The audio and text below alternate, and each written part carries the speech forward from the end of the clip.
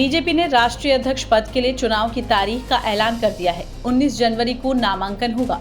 20 जनवरी को नए अध्यक्ष के नाम का औपचारिक ऐलान किया जाएगा। नितिन नवीन को बीजेपी ने पार्टी का कार्यकारी अध्यक्ष चुना है। ऐसे में तय माना जा रहा है कि नितिन नवीन ही बीजेपी के राष्ट्रीय अध्यक्ष बनेंगे। वो सबसे लंबे समय तक पार्टी का नेतृत्व करने वाले जेपी नड्डा की जगह लेंगे। भारतीय जनता पार्टी में अहम संगठनात्मक बदलाव होने वाला है, क्योंकि इसके राष्ट्रीय कार्यकारी अध्यक्ष नितिन नवीन 19 जनवरी को राष्ट्रीय अध्यक्ष पद के लिए अपना नामांकन फाइल करने वाले हैं।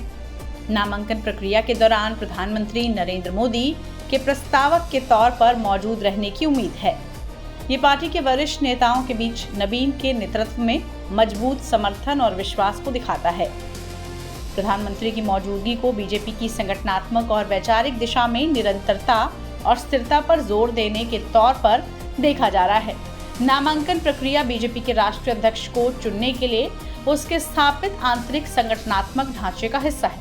कई वरिष्ठ नेता, केंद्रीय नेतृत्व के सदस्य और प्रमुख पदाधिकारी इस कार्यक्रम में शामिल हो सकते हैं, जिससे ये पार्टी के संगठनात्मक कैलेंडर में एक हाई प्रोफाइल कार्यक्रम बन जाएगा।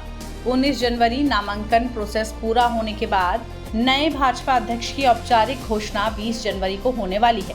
उम्मीद है कि इस घोषणा से आने वाली चुनावी चुनौतियों से पहले पार्टी के नेतृत्व संरचना के बारे में स्पष्टता मिलेगी और राष्ट्रीय स्तर पर बीजेपी की संगठनात्मक रणनीति को आकार मिलेगा। वहीं इस पर और ज्यादा जानकारी दे रहे हैं हमारे संवाददाता रविकांत।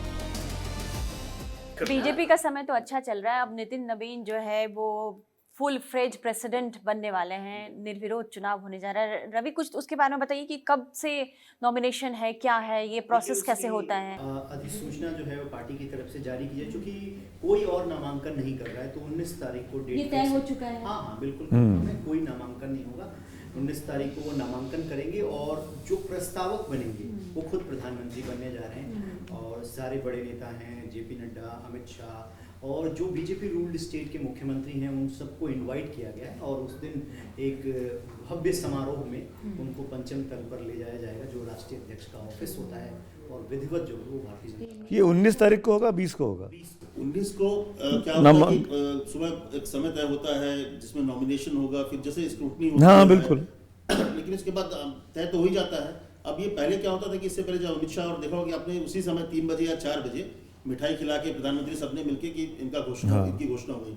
इस बार शायद बात हो रही है कि 20 तारीख को इस तरह से अनाउंस कर, लेकिन मुझे लगता है कि उस दिन ही शायद ऊपर बैठा दे। ऐलान क्या मतलब भव्यता के साथ कुछ करने का जो प्रोग्राम शायद 20 को है और 20, 21, 22 शायद काउंसिल की बैठक की बात हो रही है कि दिल्ली में काउंसिल होगी, क्योंकि एक तरह से अनुमोदन, हाँ, चुनाव के बाद उसका अनुमोदन होता है कि अध्यक्ष के तौर पर चुना है और पूरे काउंसिल जो है उसको अनुमोदित करती है। सब खड़े होकर ताली बजाएंगे और एक तरह से उस दिन प्रधानमंत्री से लेके हर कोई जो उनका भाषण होगा तो उसमें कहीं ना कहीं नितिन नवीन को लेकर जो पार्टी या फिर उनका भी पहला एक संबोधन होगा, जिसमें उनका रोड मैप क्या है। क्योंकि आपको याद हो अमित शाह ने जब पहली बार दिया था तो उन्होंने कहा था कि स्वर्णिम युग तब आएगा जब हम बंगाल, केरल, नॉर्थ ईस्ट और इस तरफ हम सरकार बनाएंगे।